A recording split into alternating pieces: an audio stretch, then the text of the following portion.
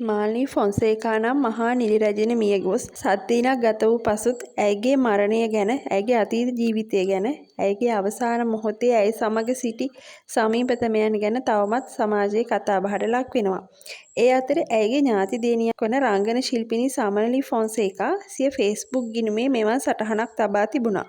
මිනිස්සු වැරදියට හිතන එක හරිගස්සන්න යන එකේ මහා වෙහෙස අතෑරලා මම දැන් ගොඩක් කල් විශාල මුදලක් වැය කරලා පඩි ගෙවලා නැන්දගේ අභාවයෙන් පස්සේ මගේ කඳුළුවල ඇත්ත නැත්ත හොයන ලිට්මස් පරීක්ෂාවට මාව ලක් කරපු ආණ්ඩු විරෝධී සෝෂල් මීඩියා කැම්පේන් එකේ ගින්නෙන් දැවෙමින් හිටපු සුළු පිරිස දැන් ටිකක් නිවිලා හින්දයි මම මේක ලියන්න හිතුවේ. එක පේජ් වලින් පෝස්ට් හදලා ඒවට ප්‍රොෆයිල් ලොක් කරගත්ත ෆේක් ඇකවුන්ට්ස් වලින් කමෙන්ට් කරලා ජනමතය මේකයි කියලා පෙන්නලා කුඩා පිරිසකගේ හරි හිත ආයෙත් නම්ම ගන්න හදන යාචකීන් ගැන ඇතිවෙන්නේ අනුකම්පාවක්. කිසිම රටක විපක්ෂයක් මේ තරම් අසරණ වෙන්න හොඳ නෑ. නැන්ද අසනීප වුණ කාලේ ඉඳන් නැන්දව බලාගත්ත චන්දික, නිලූකා, නිල්හාන් ඇතුළු ආදරණීය හැමෝම අතරින් අපේ පවුලේ අයව මේ වෙලාවේ මතක් කරන්න ඕනේ. ඒ අතරින් මංජු අයියා සහ පවිත්‍ර අක්කා සුවිශේෂී.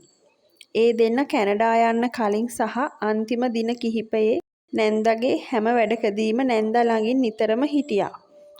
නැන්ද එක්ක ඉන්දියාවේ ගිහින් නැවතුන පද්මි අක්කවත් නැන්ද ළඟ ඇතැම් දවස්වල හිටපු කල්යාණි නැන්දවත් මතක් කරන්න ඕනේ. අවසාන කාලයේ නැන්ද අසනීප වීමත් එක්ක දමයන්ති නැන්ද, සෙනාලි නංගි, මම නැන්ද ළඟ වරින් වර නතර වෙලා හිටියා. අපේ පවුල විශාල පවුලක්. ලොකු පිරිසක් ඉන්නේ වෙනත් රටවල් වල.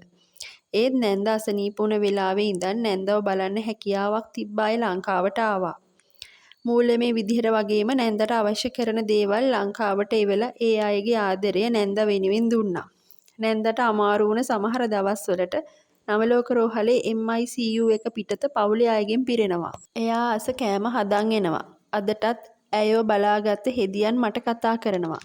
පරම්පරා ගණනක් ආදරයම එකිනෙකා කෙරෙහි බෙදමින් ජීවත් වෙන පවුලක් අපි. මගේ ස්තුති කතාවේදී මම ස්තුති කළේ නැන්ද ළඟ හැමදාම හිටපු අයට වගේම නැන්දට වකුගඩු රෝගයේ වැළඳුණු දා සිට ඇයට ප්‍රතිකාර කර වෛද්‍යවරුන් සහ අනිකුත් පාර්ශවයන්ටයි.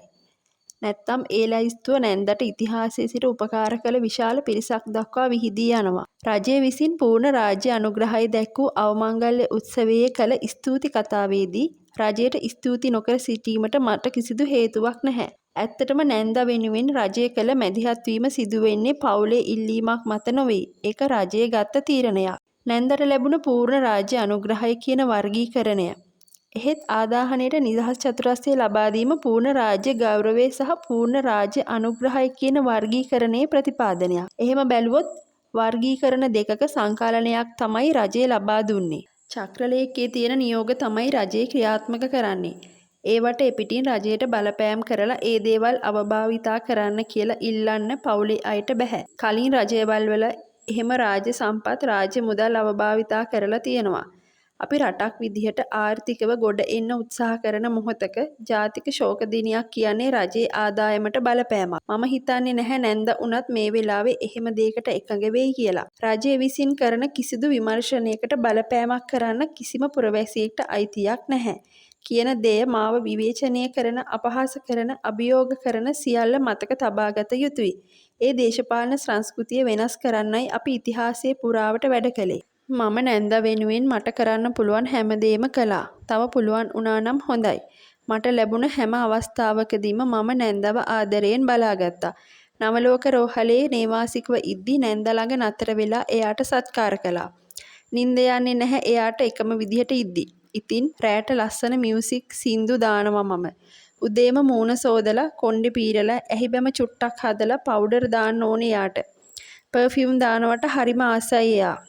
එකම විදිහට ඉද්දි ඇඟ රිදෙන නිසා නිතරම ක්‍රීම් ගාලා කකුල් අත් මසාජ් කරනවා මම. අනේ ෂා නිදා ගන්න බබා කියනවා එයා මට. ලේ ගන්න කටු ගහනවට තමයි එයා බයම. ඒත් හැමදේම ඉවසීමෙන් දරාගෙන හිටියා. වේදනාව මැද්දිනුත් එයා hina වෙලා හිටියා. දවසක් දෙකක් එන්න බැරි වුණොත් කොහෙද බොලා ගිහින් හිටියේ කියලා නැන්ද අහන විදිහ මට දැනුත් මැවිලා පේනවා. ඉතින් මගේ නැන්ද ගැන මගේ හිතේ තියෙන ආදරය බැඳීම මතක සුවිශාලයි. නැන්ද නැති වුණ වෙලාවේ එයාව මුලින්ම දැක්කේ මම. ජයරත්නකීදී නැන්දව මුලින්ම පෙන්නුවේ මට. ඒක නිසා මගේ කඳුළුවල බර මනින්න කිසිම කෙනෙක්ට සදාචාරාත්මක අයිතියක් නැහැ. අපි ගොඩක් දේවල් බෙදාගෙන තියෙනවා. ඩේලිසිස් කරන්න එක්කන් ගිය අන්තිම දවසේ ආකාස කුසුම් ආයිත් බලන්න ආසයි කිව්වා.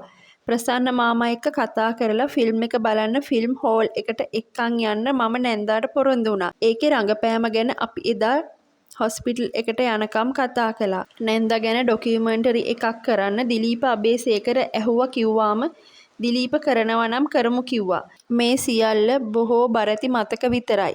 දැන් ඉතින් ඉදිරියටත් ඇය හා ගත කරපු මොහොතවල් වලදී ආදරය ගැන, රඟපෑම් ගැන, සම්බන්ධතා ගැන, ජීවිතය ගැන ඇය සමග කතා කළ බොහෝ දේවල් මගේ ජීවිතය පුරා සුරක්ෂිතව තියේවි. අන්තිමට මට කියන්න තියෙන්නේ අපි හැමෝටම දේශපාලන මතයක් තියෙනවා.